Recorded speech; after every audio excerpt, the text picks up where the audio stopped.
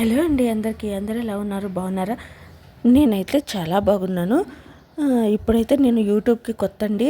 నేను యూట్యూబే కాదు, ఫేస్బుక్ కానీ ఇన్స్టాగ్రామ్ కానీ చాలా తక్కువ వాడేదాన్ని. కానీ ఇప్పుడు ఎందుకు యూట్యూబ్లోకి వచ్చాను ఏంటి అనేది నా వీడియో చూస్తూ ఉంటే మీకు అర్థమవుతుందన్నమాట.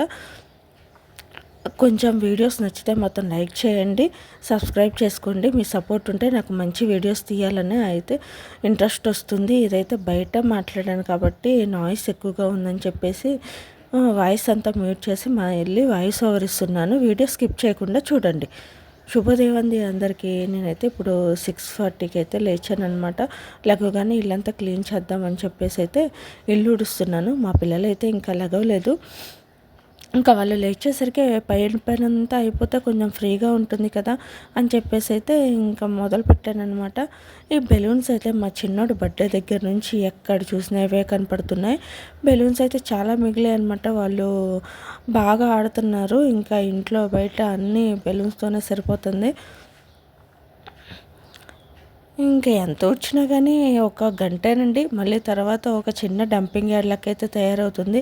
పిల్లలు ఉన్నప్పుడు అంతే కదా, పద్దాకులు ఊడుస్తూనే ఉండాలి, తుడుస్తూనే ఉండాలి. ఇంక ఇవైతే కామన్ అండి నాకు రోజు చేసే పనులు అయితే. ఇంక ఇప్పుడైతే ఇల్లంతా నీట్ అయిపోయింది. ఇంకా బొచ్చలు తోమేసేయాలన్నమాట.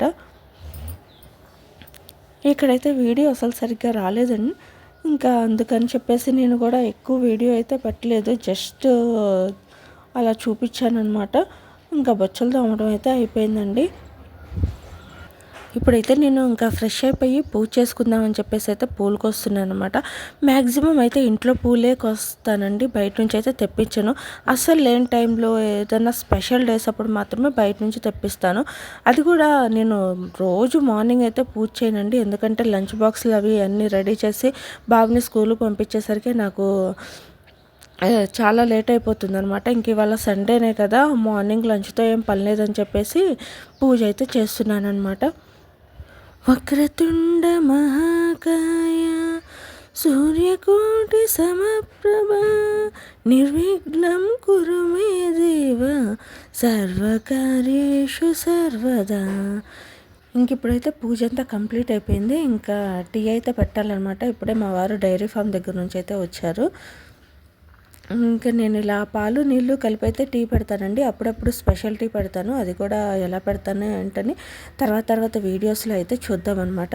ఇంక ఇప్పుడైతే మా వారికి టీ ఇచ్చేసి నేను కూడా టీ తాగేస్తాను. వీడియో అయితే కంటిన్యూ అవుతుంది, స్కిప్ చేయకుండా చూడండి.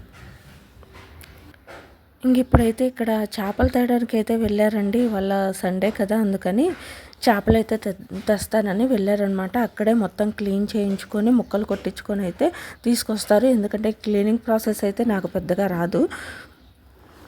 అందుకని చెప్పేసి ఇంకా ఇంటికి తెచ్చిన తర్వాత అయితే మేము ఒక 2-3 సార్లు వాటర్తో క్లీన్ చేసిన తర్వాత ఇలా లాస్ట్లో ఉప్పు నిమ్మకాయ వేసి అయితే మొత్తం బాగా కడిగేస్తామన్నమాట. ఇలా అయితే నీసు వాసన రాకుండా అయితే ఉంటుంది. ఈ క్లీనింగ్ ప్రాసెస్ అంతా మా వారైతే చేస్తున్నారు. ఇంక ఈ ప్రాసెస్ అయిపోయిన తర్వాత నేనైతే ఉల్లిపాయ పచ్చిమిర్చి అయితే కోస్తున్నాను అనమాట. ఇంకా కావాల్సినవన్నీ రెడీ చేసి పెట్టుకుంటే వంట దగ్గర స్టార్ట్ చేయొచ్చుగా అని చెప్పేసి ఇంకా ఉల్లిపాయ పచ్చిమిర్చి అయితే కోస్తున్నాను. ఇక్కడ ఇంకా మసాలా అయితే రెడీ చేస్తున్నాను. ఇందులోకి ఒక 2 స్పూన్లు జీలకర్ర, 1 స్పూన్ మెంతులు, అలాగే 3 స్పూన్ల ధనియాలు వేసేసి మిక్సీ అయితే పట్టుకుందాం. వీటిని అయితే వేయించాల్సిన అవసరం ఏం లేదు, పచ్చివే మిక్సీ పట్టేసుకోవచ్చు. ఇంక ఇలా మెత్తగా మిక్సీ పట్టేసుకున్న తర్వాత ఇందులోకి ఒక ఎల్లిపాయ అయితే వలుసుకుందాం అనమాట. ఈ ఎల్లిపాయలు అయితే బాగా పచ్చిగా ఉన్నాయండి, అసలు పొట్టు అనేది అయితే రావట్లేదు. అందుకని నేను ఇలా సగానికి కోసి అయితే పొట్టు తీస్తున్నా, కొంచెం ఈజీగా ఉంటుందని చెప్పేసి. ఇంక ఇప్పుడు ఈ పట్టిన పొడిలో అయితే ఈ ఎల్లిపాయలు వేసేసి ముద్దలాగైతే పేస్ట్ చేసుకుందాం. ముందే ఎల్లిపాయ కూడా వేసేస్తే ధనియాలు అయితే సరిగ్గా నలగవు అనమాట. అందుకని నేను ఫస్ట్ ధనియాలు జీలకర్ర పట్టిన తర్వాత అయితే మళ్ళీ అందులో ఈ ఎల్లిపాయలు వేసి అయితే పట్టేస్తున్నాను. ఇప్పుడైతే ఇది కంప్లీట్ అయిపోయింది. ఇంక ఇప్పుడైతే చేప ముక్కలు ఫ్రై చేయడానికైతే ఇంక ఇలా కలిపి మసాలా అంతా కలిపి పెట్టేసుకుంటున్నాను అనమాట. కొంచెం అల్లం వెల్లుల్లి పేస్టు, పసుపు, ఉప్పు, కారం, గరం మసాలా, ఇందులోకి కొంచెం ఆయిల్ వేసేసి ఈ మసాలా అంతా కలిపేసుకుందాం. ఇందులోకి నిమ్మకాయ కూడా వేసుకోవచ్చండి. నేనైతే నిమ్మకాయ వేయట్లేదు. మా బాబు అయితే పక్కన కూర్చున్నాడు అనమాట. కాళ్ళు కనపడుతున్నాయి, కొంచెం ఏమనుకోకండి. ఇంక ఇప్పుడైతే ఇలా ముక్క మొత్తానికి మసాలా అయితే పట్టించేసుకుందాం. ఇలా ఒక గంట పక్కన పెట్టుకుంటే మసాలా అంతా ముక్కకి బాగా పడుతుంది. ఒకవేళ అంత టైం లేదు అనిపిస్తే కనీసం ఒక అరగంట అన్న పక్కన పెట్టేసుకోండి. ఇవైతే తొందరగానే వేగుతాయి అన్నమాట. ఈ లోపల అయితే చేపల పులుసుకి అయితే నేను చింతపండు గుజ్జు అయితే రెడీ చేస్తున్నాను. ఒక పెద్ద నిమ్మకాయ ఇంత చింతపండు అయితే తీసుకొని మొన్నగా నీళ్ళు పోసి అయితే నానబెట్టుకొని ఒక అరగంట సేపు ఇలా అయితే గుజ్జు తీసుకోవాలి. ఇంక ఇలా గుజ్జు మొత్తం తీసేసుకొని పక్కన పెట్టేసుకోవడమే. తర్వాత అయితే చేపల పులుసు అయితే పెట్టేసుకోవాలి. ఇలా స్టవ్ మీద ఒక కళాయి పెట్టుకొని కావాల్సినంత నూనె అయితే వేసుకోండి. నేను 3 గంటలు నూనె వేసాను. అందులోకి ఉల్లిపాయ, పచ్చిమిర్చి వేసుకొని అయితే ఫ్రై చేసుకోవాలి. ఎప్పుడైనా చేపల కూర చేసేటప్పుడు ఇలా వెడల్పుగా ఉండే గిన్నె అయితే బాగుంటుంది. ఎందుకంటే లోతు తక్కువ, వెడల్పు ఎక్కువగా ఉండాలన్నమాట. అప్పుడే ముక్కలు అయితే విరిగిపోకుండా నీట్గా ఉంటాయి. ఇదైతే టమాటా ప్యూరీ. ఇలా టమాటా ముక్కల్ని అయితే మిక్సీ పట్టేసుకొని వేసుకున్నాను అనమాట. అందులోకి అయితే మిగతాక మనం పట్టి పెట్టుకున్న మసాలా అయితే వేసుకొని కొంచెం వేయించుకోవాలి. అవి మొత్తం పచ్చి వేసాం కదా, ఇప్పుడు కొంచెం వేయించుకుంటే టేస్ట్ అయితే వస్తుంది. టమాటాలు కూడా ఇలా ప్యూరీ చేసి వేసుకుంటే కొంచెం పులుసు అనేది చిక్కగా ఉంటుందన్నమాట. మరీ నీళ్ళుగా లేకుండా అయితే ఉంటుంది. ఇందులోకి అయితే చింతపండు పులుసు పోసేసుకుందాం. ఇంక ఇలా చింతపండు పులుసు పోసేసుకుంటే కొంచెం అది మగ్గుతూ ఉంటుంది కదా. ఇందులోకైతే ఉప్పు, కారం, పసుపు వేద్దాం. ఫస్ట్ ఎందుకు వేయలేదంటే కొంచెం మసాలాలో ఉప్పు, కారం, పసుపు వేస్తే మాడిపోతుందని చెప్పేసి వేయలేదు. ఇంకా తగినంత ఉప్పు, పసుపు, కారం 3 వేసేసిన తర్వాత ఒక్కసారి కలిపి పెట్టుకోండి.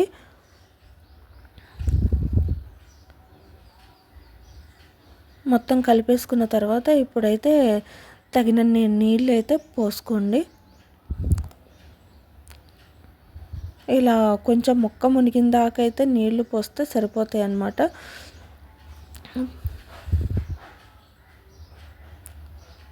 ఉప్పు, కారం అయితే ఒకసారి చెక్ చేసుకుంటే ముక్కకైతే చప్పగా లేకుండా బాగుంటుంది. నాకైతే ఇంకా కారం బాగానే అనిపించింది, కానీ ఉప్పు కొంచెం తగ్గినట్టు అనిపించింది. అందుకే నేనైతే ఇంకొంచెం ఉప్పు అయితే వేసేస్తున్నా. ఇలా స్టార్టింగ్లోనే చూసుకుంటే తర్వాత ముక్క చప్పగా అయితే ఉండదన్నమాట. మసాలా కానీ ఇలా ఉప్పు, కారం అయితే ముక్కకి బాగా పడతాయి. ఇంకే ఇలా అయితే ఒకసారి కలిపేసుకొని మొత్తం బాగా మరిగిందాకైతే మరగపెట్టుకుందాం. చూసారు కదా ఎసరు ఎలా కాగిందో. ఇలా కాగిన తర్వాత అయితే మనం తీసుకున్న చేప ముక్కలను అయితే ఇందులో ఒక్కొక్కటి వేసేసుకుందాం. ఈ ముక్క అయితే కొంచెం పెద్దగా ఉందన్నమాట. అదైతే నీళ్ళల్లో మునగలేదు. ఇంకా దాన్ని అయితే కొంచెం పక్కకి తిప్పి అయితే ఉడకబెట్టాను. ఇంక ఇలా అన్ని ముక్కలు వేసిన తర్వాత ఒక్కసారి గంటతో అయితే కొంచెం అడ్జస్ట్ చేయండి. ఇంక ఇలా అయితే కొంచెం ముక్కలన్నీ పులుసులో మునిగిపోయి బాగా ఉడుకుతాయి అన్నమాట. ఇంక ఇప్పుడైతే మూత పెట్టి ఒక 10-15 నిమిషాలు ఉడికించుకోవడమే. ఈ లోపల అయితే మిషన్లో బట్టలు వేసాను కదా, బట్టలు అయితే అయిపోయినాయి అని చెప్పేసి నేను ఇంకా మిషన్ దగ్గరికి అయితే వచ్చాను అనమాట. ఇంకా రోజు అయితే బట్టలు వేయనండి, రోజు అయితే వేస్తాను. ఎందుకంటే రోజు వేసేంత ఎక్కువ అయితే ఉండవు. ఇంక ఇప్పుడు ఈ బట్టలన్నీ ఎండేసేయాలి. ఈ లోపల ఎండంతా వెళ్ళిపోయింది కూడా. ఈ నెల ఆగితే మాత్రం ఇదంతా ఎండే ఉంటుంది. ఇంకా అన్ని తీగలు బట్టలు అయితే ఫుల్ అయిపోతాయి అన్నమాట. ఇంక ఇలా అన్నీ ఎండేసుకున్న తర్వాత అయితే మళ్ళీ కూర దగ్గరికి అయితే వెళ్ళాలి. చూసారు కదా, కూర అయితే ఉడికిపోయింది. గంట పెట్టి తిప్పకుండా ఇలా అయితే కొంచెం క్లాత్ పట్టుకొని అయితే ముందుకి వెనక్కి జరుపుతూ ఉంటే మొత్తం కలిసిపోయిద్ది అనమాట. ఇప్పుడైతే కొత్తిమీర అయితే వేసేసుకుందాం. కొత్తిమీర వేసేసుకొని ఒక్కసారి కదిపేసి దించేసుకోవడమే. చేపల పులుసు అయితే రెడీ అయిపోయింది. ఇంకా మూత పెట్టేసుకొని పక్కనైతే పెట్టేద్దాం.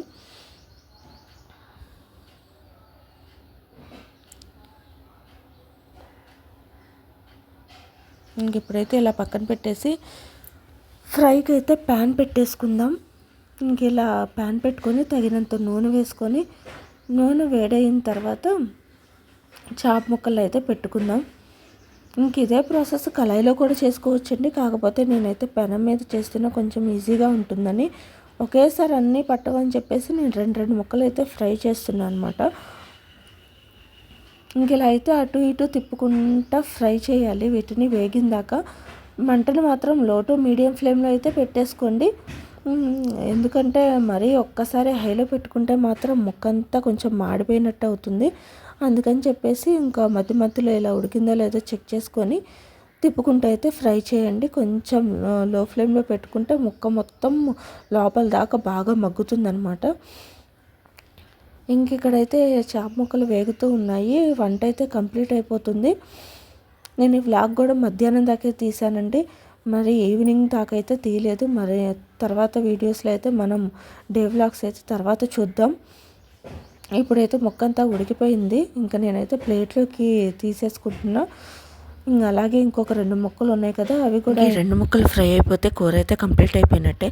నేను చేసిన వంట ఎలా ఉందో చూసి కామెంట్ అయితే చేయండి. ఇప్పుడు మా చిన్నోడైతే నేను కూడా వీడియోస్ తీస్తానని ఫోన్ అయితే పట్టుకొని వెళ్ళి తిరుగుతున్నాడు. ఏది చూస్తే చేస్తానంటాడు. ఏ పని వదిలిపెట్టాడు అనమాట. ఈ చిన్నోళ్ళందరూ ఇంట్లో అల్లరి ఎక్కువ చేస్తారండి. చూడండి ఎలా వీడియో తీస్తున్నాడు.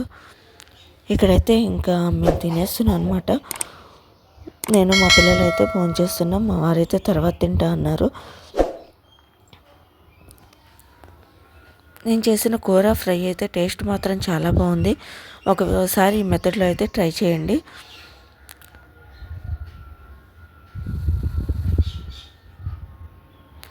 ఇంక మా పెద్ద బాబు అయితే వీడియోకి వెళ్ళి చూడమంటే మాత్రం అసలు చూడట్లేదు. ఇంకా ఈ వీడియో అయితే ఇంతటితో క్లోజ్ చేస్తున్నాను అనమాట. ఉంటాను మరి.